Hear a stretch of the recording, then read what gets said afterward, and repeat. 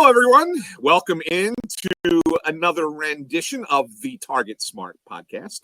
I'm Anthony Sanfilippo, joined as always by Albert Morales. Albert, good to have you back this week. You're looking very dapper today. I like the color of that shirt. That's a good look for you there. It's my Democratic donkey shirt. It's got donkeys, it's got the U.S. flag, Statue of Liberty, Uncle Sam's hat.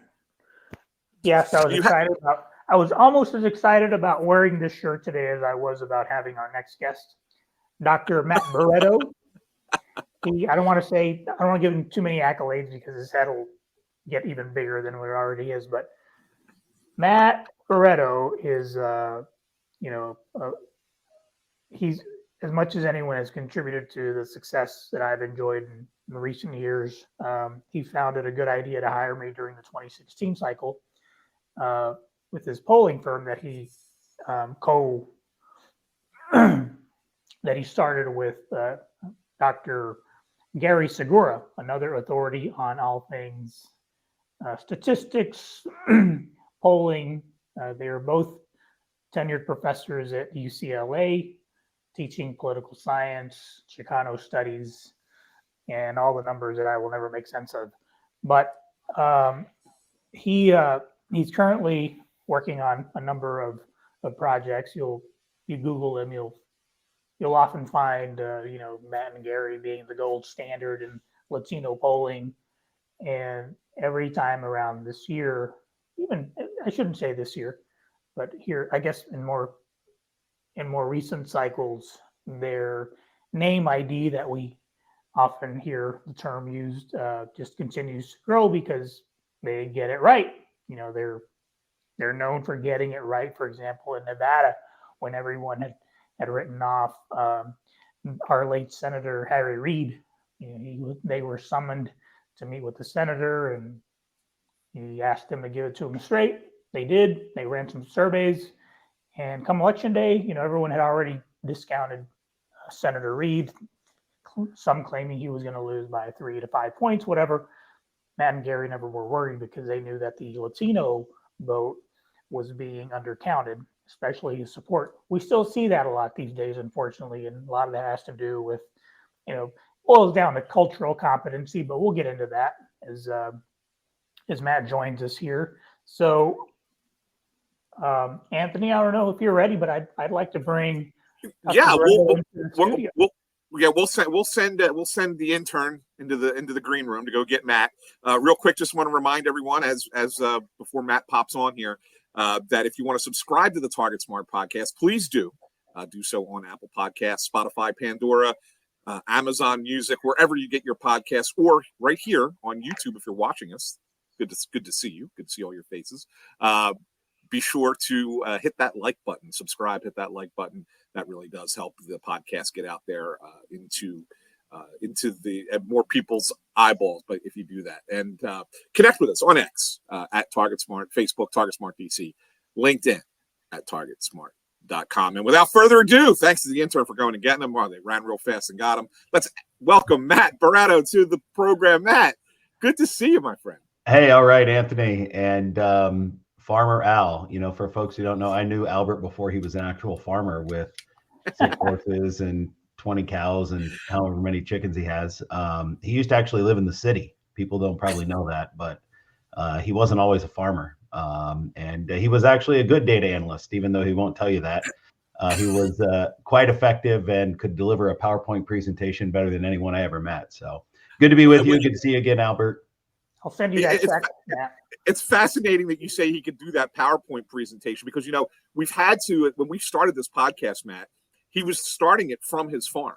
Yeah. And the internet on the farm was so bad. Like we had to make him drive into the city to actually do this thing because he was so far behind, like lagging so far behind. But you make a good point. Like we always have some reference to the farm on every episode. Last week when we had DNC Chair Jamie Harrison on, he had the donkeys asking questions of Jamie Harrison. Okay, so this week he's got the donkey T-shirt. We talk about the farm or the donkey button down. I'm sorry, not a T-shirt.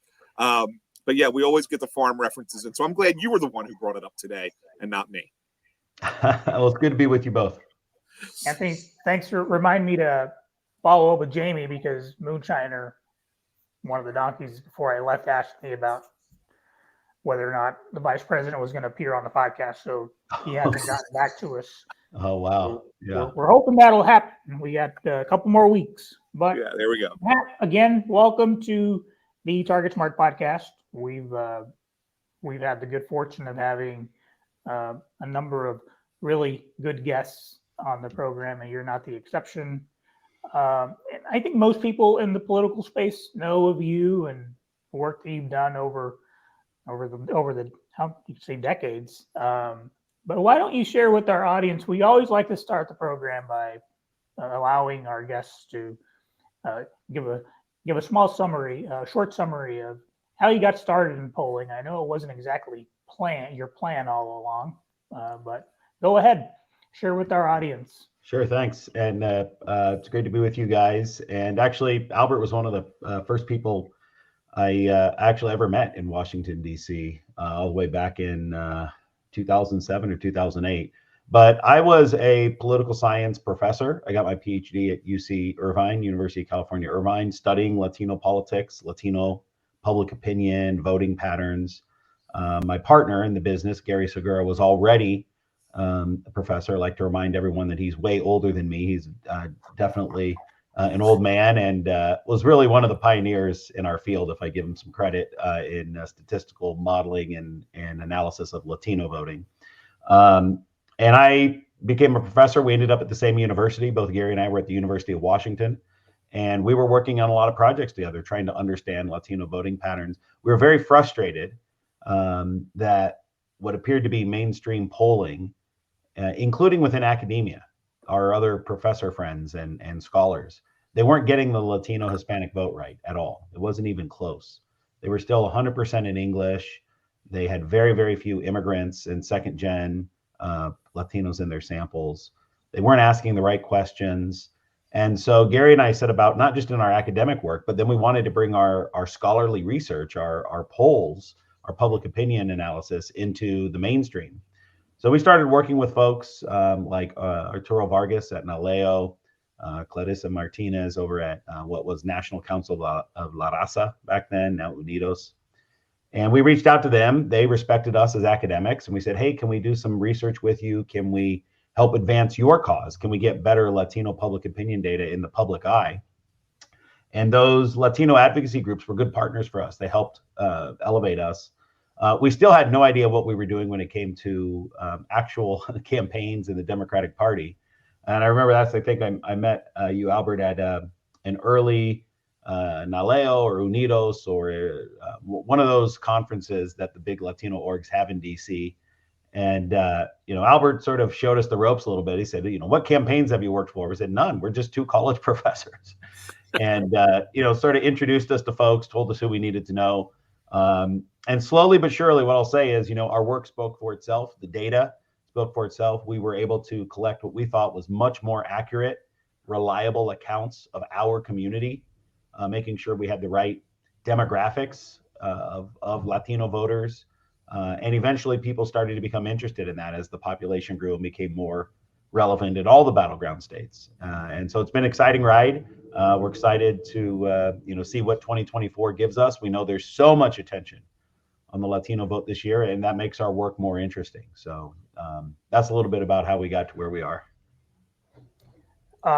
So we're less than 2 weeks out now officially. Yep. Thought this day would never come.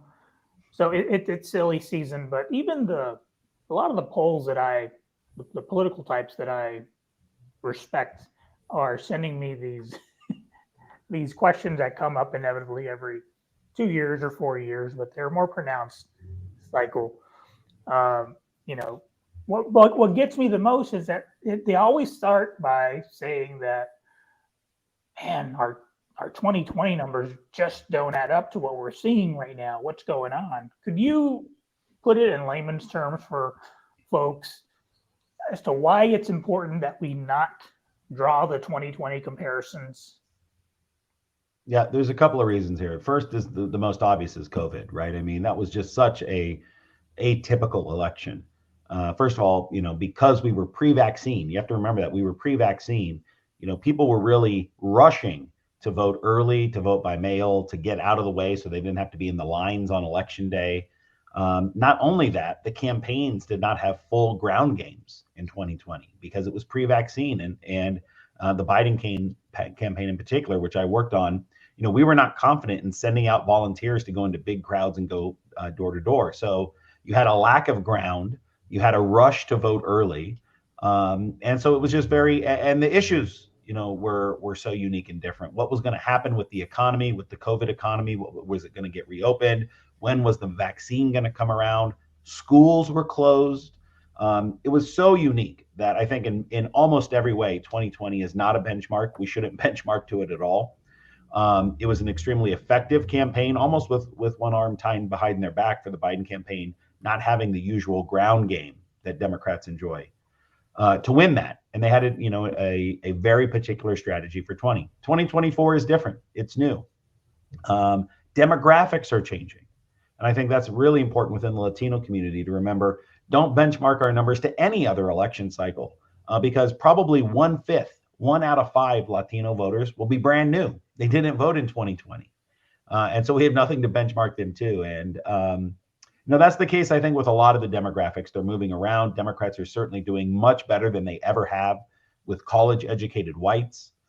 Republicans continue to make inroads with non-college whites. So things move. And I think it's a mistake for people to go get the old 2020 numbers and go, oh, look where we were. It's like, well, it's not that election. And this election presents new challenges and opportunities, but it's not 2020.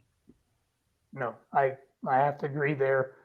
So when I first met you and Gary, you just mentioned that you were just getting started at least in the political space. But what's been the most fundamental change that you've seen in polling as it relates to qualitative versus quantitative?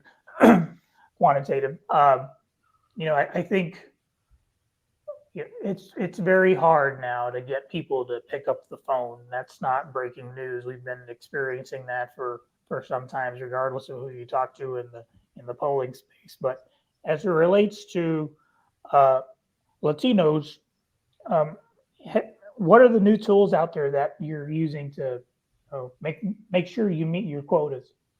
Yeah, no, it's a changing world. There's no doubt.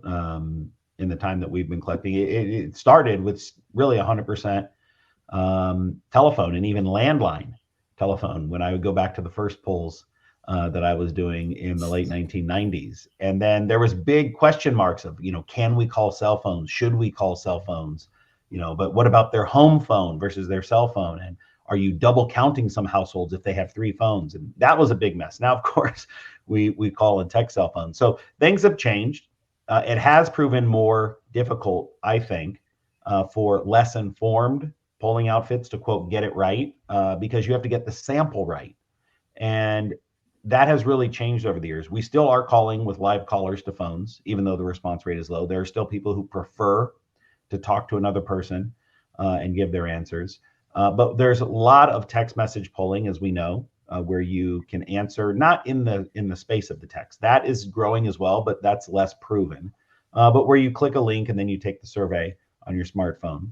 And then, of course, there's these online panels and online vendors, which are coming around.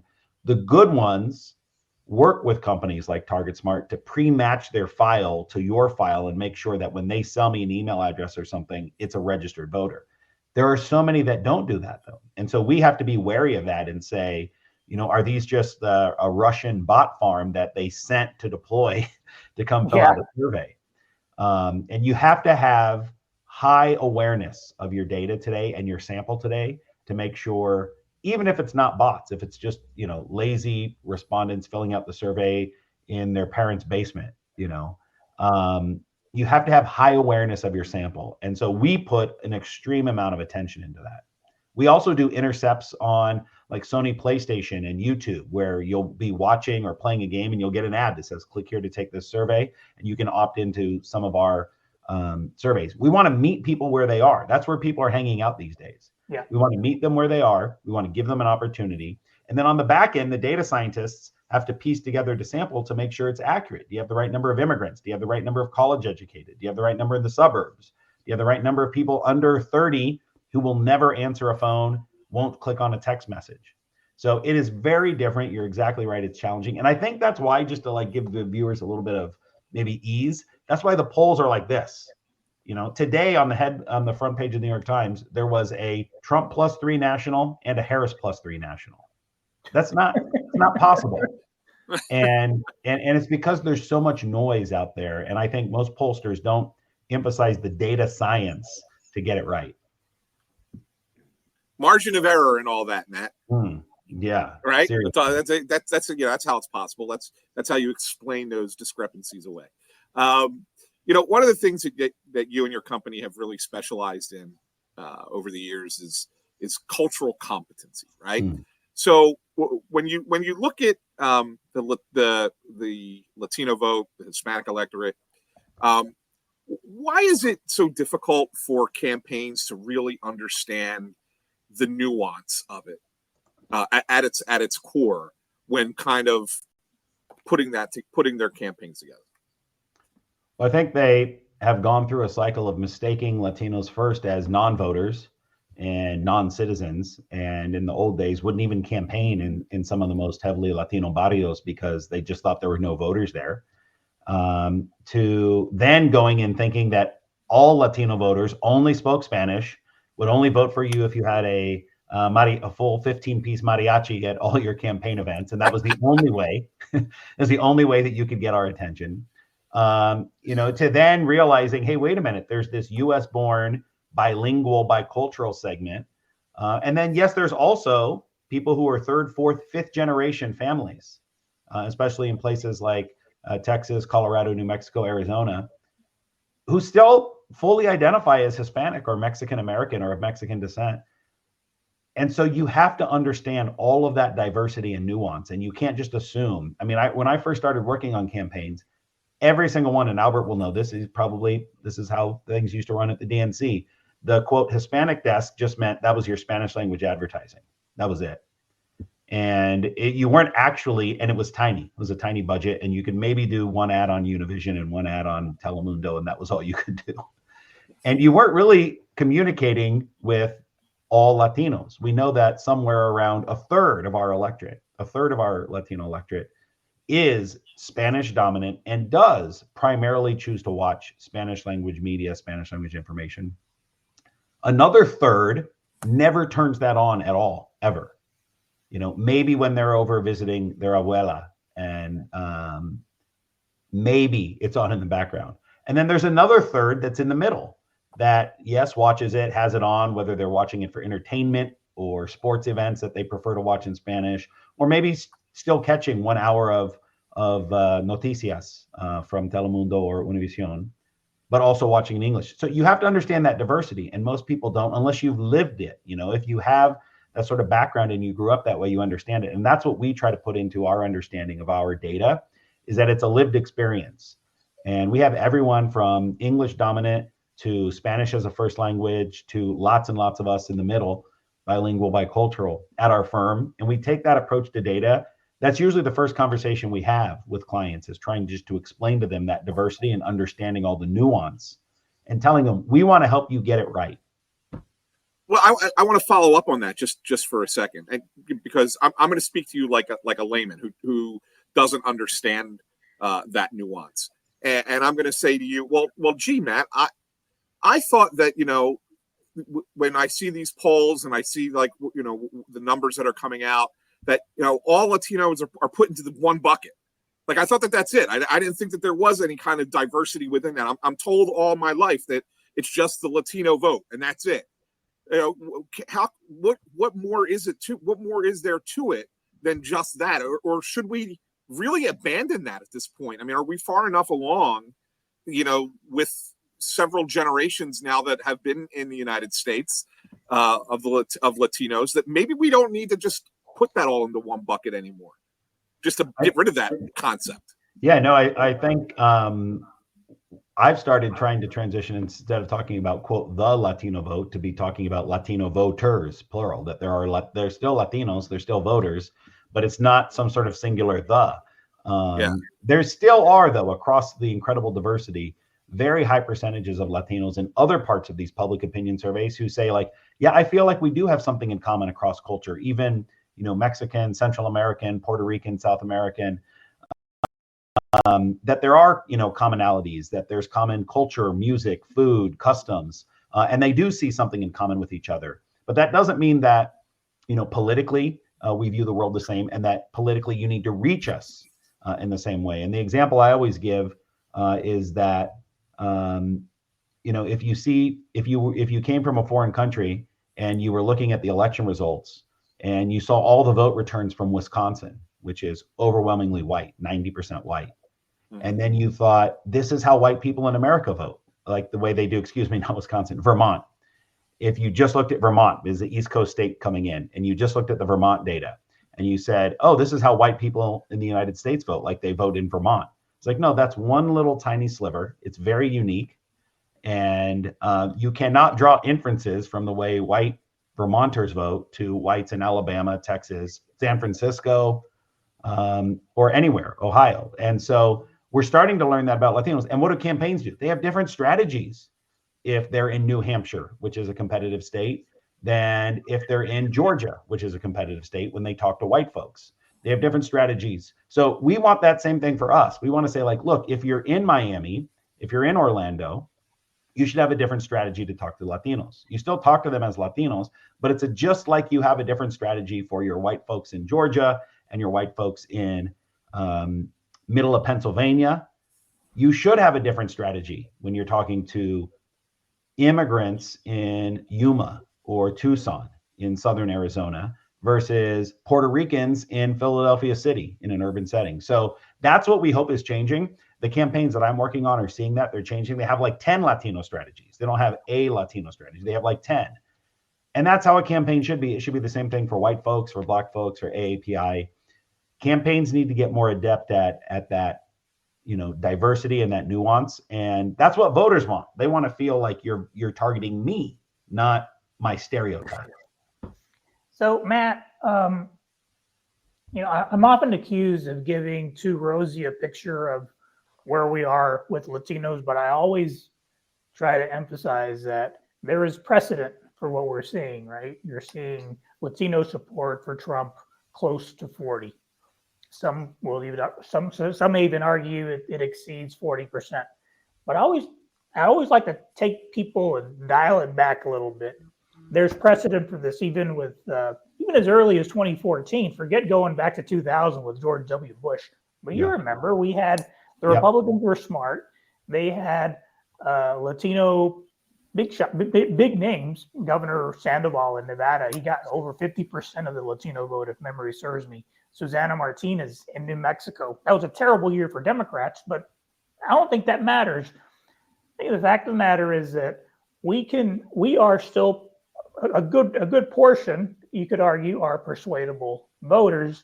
So I get really frustrated by the time you say, oh, well, we've never seen anything like this when we actually have. And what I liked about the town hall that Univision recently held with the Latino audience, there was that gentleman, I think his name was Ramiro, a construction worker out of New Jersey, who really took Trump to task. He walked him through 3 specific issues. But January 6th, I think that's one day that obviously will, to borrow words from the late great FDR, will live in infamy, right? How do you think that's going to factor in January 6th into voters? I haven't seen a whole lot of surveys that tackle that question. I know it's not popular with anyone, but as it relates to Latinos, have you seen any data that would lead you to believe that that's a sticking point? Yeah, that's a great observation, and it ties, directly into your overview of the Latino vote has moved over the years, and to remind people of that. So the person in that Univision town hall, Ramiro, he identified himself as a lifelong Republican. His Cuban heritage, was from New Jersey, lived in Florida at some point, and was very upset. He identified himself as financially conservative, but he was very upset at what had happened. And he asked a very direct question to former President Trump.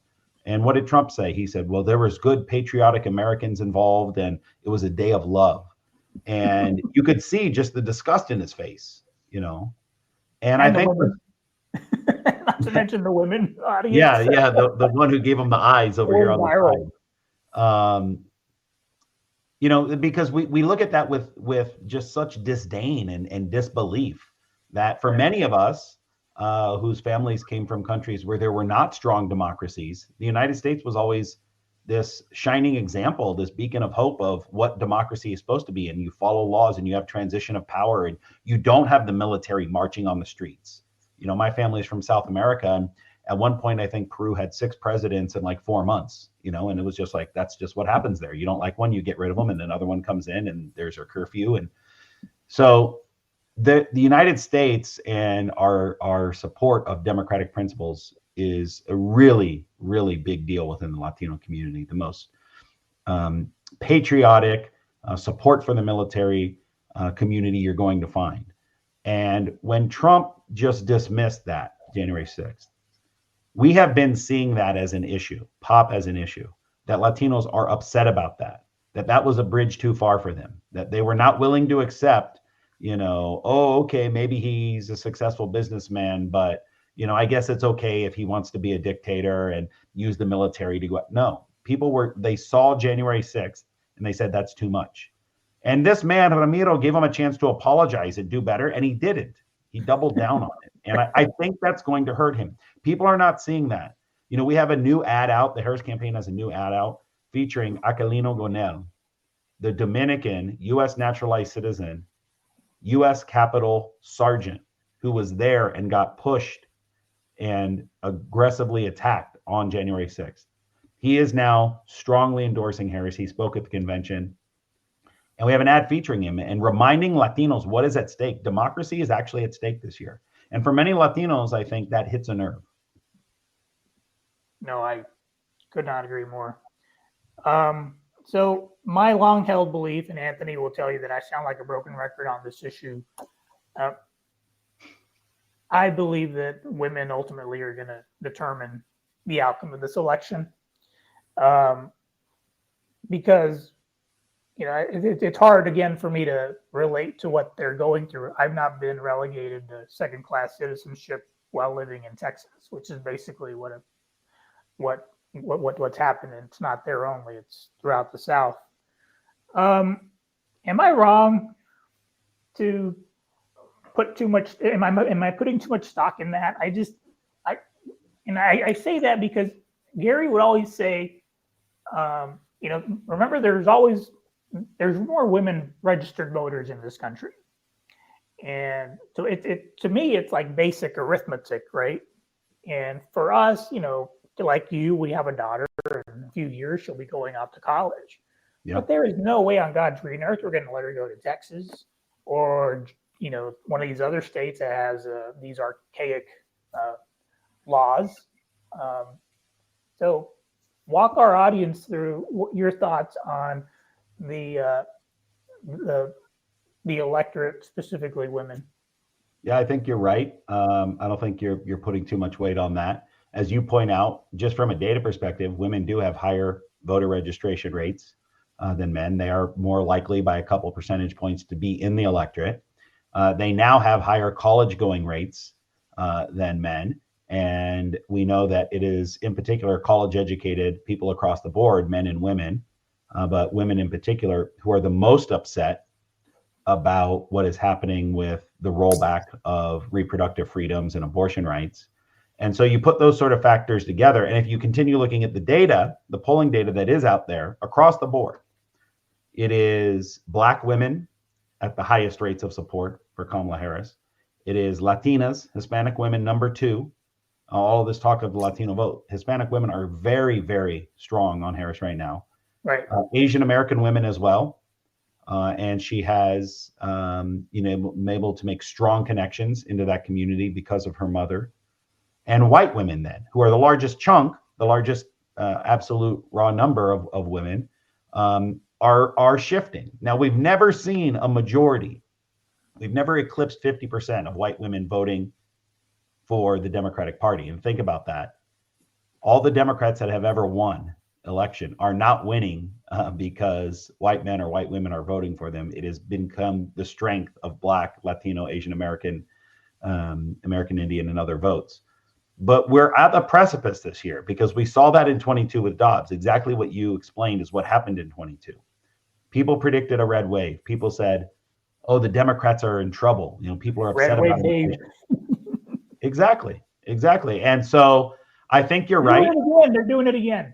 They are doing it again. And that's what still gives me a little bit of comfort is that when we see focus groups and data, we still see women very upset about the Supreme Court decision.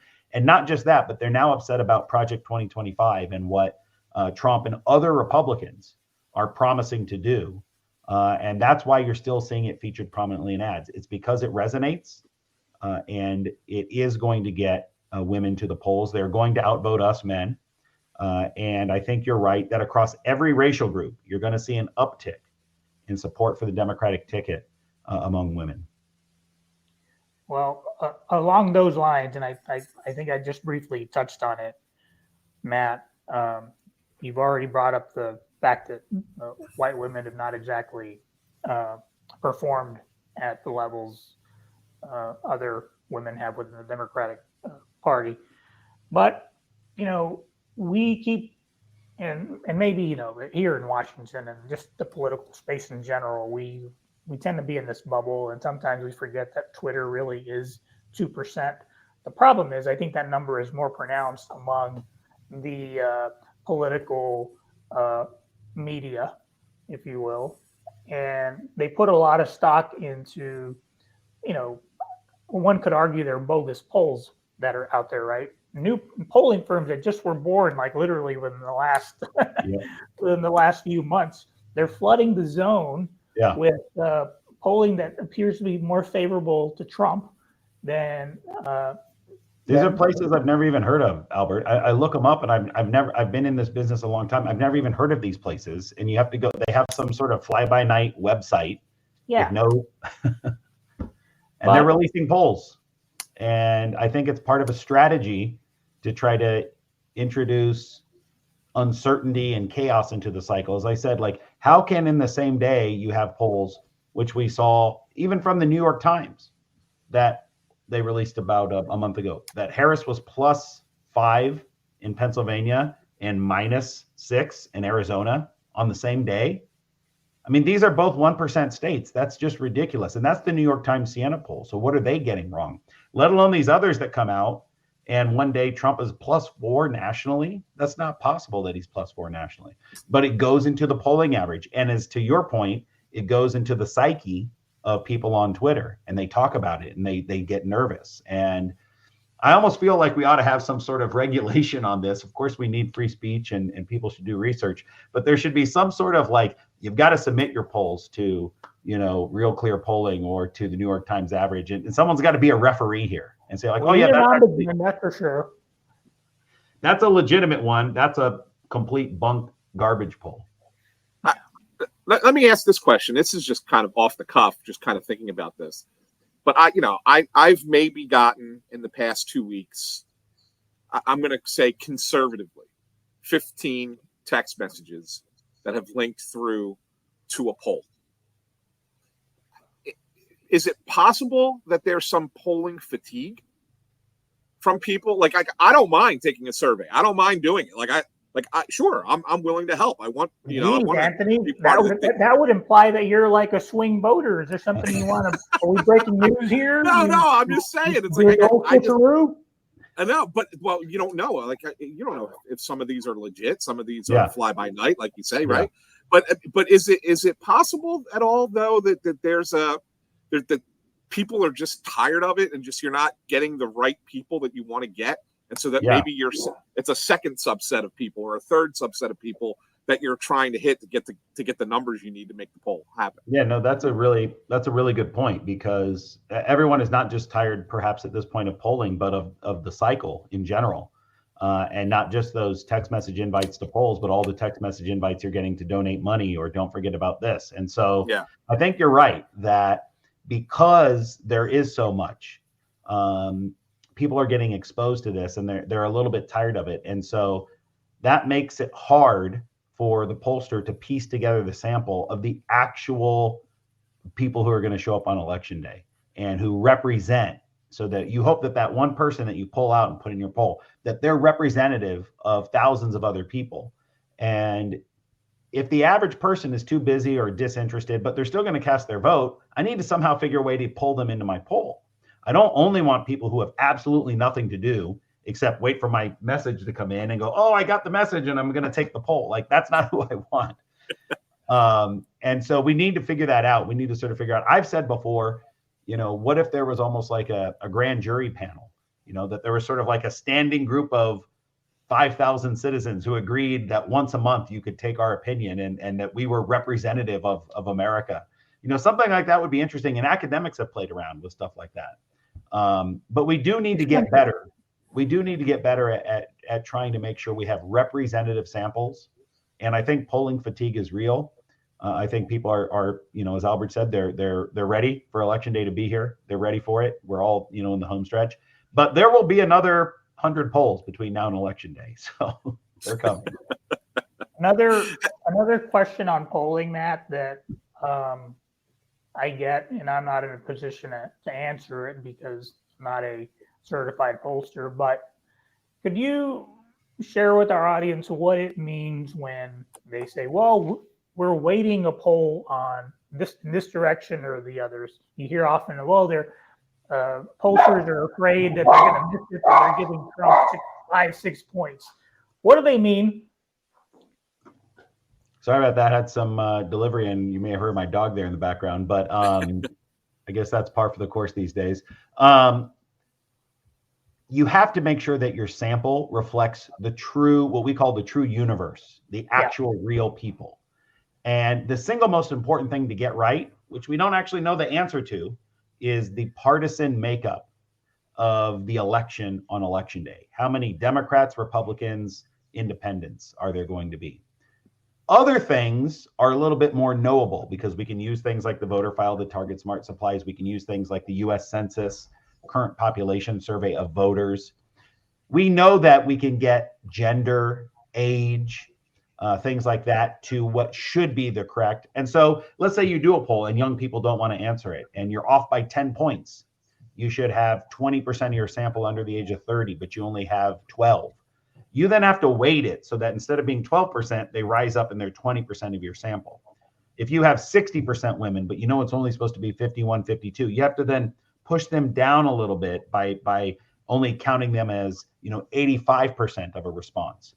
So that when you tabulate, when your statistical program tabulates the data, there's the exact right number of people under 30, the exact right number of women, the exact right number of people college educated and people who didn't have a college degree. But most important in that, which is, of course, highly correlated with how you vote, is do you consider yourself a Democrat, a Republican, or something in the middle? And they should be waiting on that as well. In some places where party registration is on the voter file, we can look at it. We can go look at the voter file and say, oh, this state is 38% Democrat. But then we have to assume, is it going to be 38% Democrat on November 5th? And so that's another reason that all the rest of your poll can be good. Your data collection, your sampling, everything else can be good. Then it goes to someone like me, a data scientist, who has all of these other screens open that they look at. And then we have to weight the data. We have to say this response right here is going to count as 20% more of a response. This response over here is going to be 20% less of a response. And that's weighting your data. There's a whole scientific strategy on that. There's academic papers published. The US Census is probably the leading authorities on how to weight data. But you have to read that scholarly literature. You have to understand it and you have to apply it correctly. And then at some point, you are guessing a little bit to say, well, I think Republican turnout is going to be 2% higher than everyone else thinks. So I'm going to give the Republicans a 2% weight on turnout. And that might be why your poll's coming out Trump +1. And so that's, weighting your data and weighting it on getting the correct guess on what is the partisan affiliation on election day is probably the hardest thing for polls to do. And that's why you do the election day part of the reason why. That's a big reason why we do the election eve exit polls, that we want to make sure that we're getting it right, that we're interviewing voters as they go. So we're in the field right now.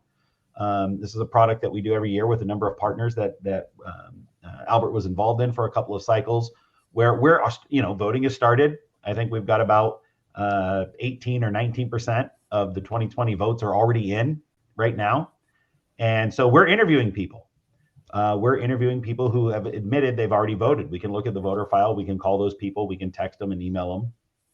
And we're starting to collect data on what voters are telling us, real voters are telling us, by racial group, by state, et cetera. So that's a very, very important thing to do, so that you can actually talk to real voters. Is that 18 or 19% of the 2020 or 2024 vote? Of the 2020. So, of all the votes we had in 2020, somewhere around 18, 19% of all of those votes have already been cast right now. And that's going to keep ramping up every day. Yeah. Is there anything that you think has been underreported that you're finding, in your polling? Yeah, I think that we assume every year, and the data bears this out, that each candidate, wins 95% of their co-partisans. So, and then the fight is over the independents and the leaners and the people in the middle. That 95% of Democrats, voted for Joe Biden in 2020. 95% of Republicans voted for Donald Trump in 2020. It's somewhere around that, 93, 94 is bad. If it's really strong, 96, 97 is good. That you're getting your team with you. A big question we have this year, because we have Republicans for Kamala. A big question we have is, what's the peel off? You had John Kelly, former chief of staff, military general of Donald Trump, just within the last few days, talking about how he could never support him again because he constantly was talking about how he admired Hitler and that he meets the definition of a fascist. And so when you have these Republicans coming out as they are against Trump, the big question mark this year is, what is that peel-off rate going to be for the Harris campaign? Is it going to be around 10%? Could it exceed 10%? Could it be 12% of Republicans, of people? That's a game. That would decide the election. We don't know it's that. A wrap. If that happens, it's a wrap. Yeah, if that happens, and you're seeing that, you've got Liz Cheney, you've got many others who are out there campaigning on behalf of the vice president. But also that might just be happening in our communities, of people who are saying sort of, I've had enough. I don't need to see any more of this. And I'm going to go ahead and support. And Biden got some of those. He got some of those. But we're seeing many, many more as Trump ramps up his antics, which are just unhinged. More and more everyday average Republicans, including electeds, are coming out and saying that they will support Harris. So that's, I think, the big unknown. That's something that we're trying to track. It's not trackable unless you start interviewing actual voters and asking them what they're doing. And so we can look at the numbers from places like Target Smart, your Target Early, and we can see the number of modeled Republicans, but we don't know if some of those are actually voting for Harris. That's our suspicion, is that it could be closer to that 10% peel off this year than the sort of normal 5%. And we think that Trump has not done anything, and I don't think this is breaking news, to sort of woo over Democrats. If you're a Democratic identifier, probably 95% are going to stick with the Harris ticket. And so if Harris can peel off more Republicans, that will be game over. Well, he's on the record saying he doesn't need Nikki Haley voters. Yeah. So, yeah, no, Trump is so much about himself that he only wants the hardcore Trump supporters, the MAGA supporters. And we know that there are lots of, going back to January 6th, Albert, we know there's lots of Republicans, not just the gentleman in the Univision town hall who said he was a Republican. Lots of Republicans who rightfully were disgusted by January 6th. Now, that most of them come home for economic and social policy reasons, but not all of them. Some of them are looking at what he's saying in Project 2025.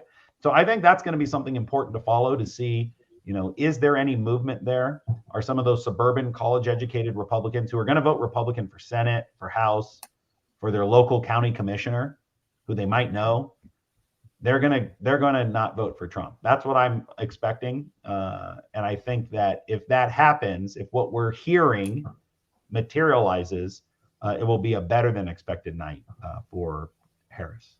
I don't remember what the peel-off number for Biden was 4 years ago. I'll have to look that up unless you know that off.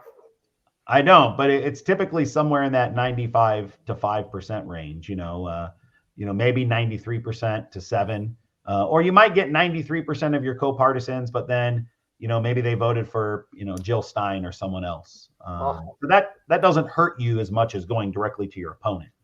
But if you're only holding 90%, 88% of your base, that's not good. And usually by election day, the base comes home. But this year, we're seeing lots of signs that Republicans might still be skeptical of Trump. And it's interesting that you point that out. And just to kind of make a correlation to the town hall that Vice President Harris did last night. Yeah, we've talked about this the last couple of weeks on this podcast, Matt. I live in Delaware County, Pennsylvania, just where this event took place last night. And Delaware County years ago was a wholly guaranteed red. It was going to be big time. You're going to always vote Republican. And then with the Obama years is when it started to switch over, and now it's predominantly blue. But there's still probably 45%. I'm going to say, I don't know what the exact number is, but about 45% of your registered voters in this county are still Republicans. Yeah. So there's a reason she's coming here. Yeah. She's probably going to win the county, but why are you doing that here in a spot you're going to win? Because there are still those Republican voters that maybe you can sway. And if you get a half a point or 1 point difference in this county, that could win you Pennsylvania. Yeah, there's no question. And that's a great example. And first of all, that's why you're getting so many damn text invites to take surveys, because you live in Pennsylvania. You should have led with that. I think you're in the home of the most important battleground state this year. Right. And that's why Harris is there, though, because those are voters, and those Republican voters are voters who are open to hearing her message and who are frustrated by Trump's antics and his words and what he has promised, and just his over reliance on saying he's going to use the military to go after people, and that he's going to expand presidential powers. These are things that really scare people. And then when you look through the rearview mirror and you see January 6th there, you know that he's not joking around about that. And there's a reason that the man's own vice president is not supporting him. Now, there's a reason that the man's chief of staff is not supporting him, let alone these other 40 generals. These should be warning signs. And I think it's very smart for Harris to really emphasize that down the stretch and to remind people. If this was just any old, Republican candidate, you think the man's former vice president wouldn't support, his chief of staff wouldn't support him? These are the people who know him the best. They worked with him every day. And that is going to send, I think, alarm bells to people, not just there in Pennsylvania, but across the country. And that's why she's campaigning on that. And Albert, I looked it up while you were talking, and it was 94% in 2020, both. Biden won 94% of Democrats, according to the CNN exit poll crosstabs. Trump won 94% of Republicans. So they canceled each other out, those 6%. The question this year is, does that number dip into the low 90s for either candidate? Well, only time will tell. I do have one last question, Matt, and we're running close to your deadline here, because I know you got real legit work to do. Not that this is not, but the Latino male, young Latino man, yeah, and young black man, it's on the news like every friggin'. It's like they put it on the loop. But I won't hammer too much on that. My suspicion, I remember doing a paper with our old colleague Tom Schottler and Claudia from your shop, yep, Latinos, and there was some real analysis done on it. And what we found is that more than half of the Latino vote is residing in California, Texas, and Florida. So unlike African Americans, where their vote is sprinkled all throughout the battleground states, from Michigan to Pennsylvania to, with the exception maybe of Wisconsin, they have a strong presence pretty much everywhere. How do you think that contributes to some of the misses or the misgivings that, the talkers, if you will, that follow this regularly, to them not understanding the real, it's not a disparity, but it's just, and I don't want to use the redundant term that the talkers always use about that we're a monolith. It has nothing to do with being a monolith. It has everything to do with, the majority of Latinos in this country are Mexican American, like 2/3. Yet we don't make the effort to, tailor a message directly to, like, my nephews who are, they're college educated, but right now they're welding because they can make more money doing that on the oil rigs in Texas. So anyway, I think you raise a really good point there. 2 points I think that we need to discuss. One is just the distribution of the population. So yes, Arizona, yes, Nevada, those are states that are over 25% Latino in terms of population and have big voting blocks. Somewhere around, 20% of the voters will be Latino in each of those two states. But after that, we have huge populations in places like California. We're going to be important here, where I live, in congressional races. In Texas, there's less competitive races this year, only a handful. New York, Illinois, and now Florida, which is not a presidential battleground this year, but certainly does have some competitive congressional. So you have, in those 5 states, the sort of big 5 states, you have a huge amount, something like 65 or 70%. I think it's 70% of all Latinos are just in those 5 states. And if those 5 states are not presidential battlegrounds, it does make it more difficult, and it does take away a little bit from, the voice in our community. But I think it's all the more important to then go to North Carolina, to go to Detroit, Michigan, and talk to the large Latino audience, which is there, and to make sure that they are part of the discussion and not overlooked, because we know those population numbers are growing, and they're getting larger, and that's how a state like Georgia eventually became well established as having a large Latino population in the Atlanta metro, not just the city, but in some of those outlying areas. And so we have to do that work to go there and meet Latinos in Wisconsin, in North Carolina, in Pennsylvania, not just in Philadelphia, but in the Lehigh Valley, and to realize there are hundreds of thousands of Latino voters in these other states besides California and Texas. But the last thing I'll say is don't give up on California and Texas, because those Latinos in California are going to be consequential on the House vote in probably 7 districts out here, at least 5, maybe as many as 7. And in Texas, as you and I have talked about for a long time, if and when the state Democratic Party of Texas is able to get the money, resources, and the focus to win over the Mexican American vote, register our community, and get them to the polls, then Texas is game over.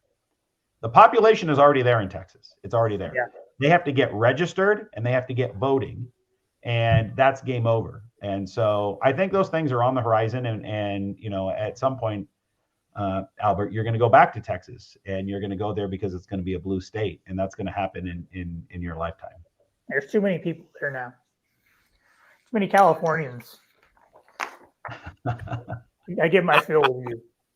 Well, Anthony, got any last minute gotcha questions for Matt? No. Why am I the gotcha guy? I don't know what happens. You're in Pennsylvania. You might be one of those undecided. Maybe you're an undecided voter for all I know. No, what it is, Matt, is Albert throws it to me for these because my background is in journalism. I've worked as a reporter for 25 years in the Philadelphia area, and I don't particularly like, canned questions. I like to listen to what you're saying and think of a question off the top of my head. And then, let's dive into it more. Let's get a little bit of more nuance. And so he puts me on the spot at the end of these podcasts. Albert probably wrote all his questions down and practiced them for 4 hours. So let's hear something from you, Anthony, that's more interesting.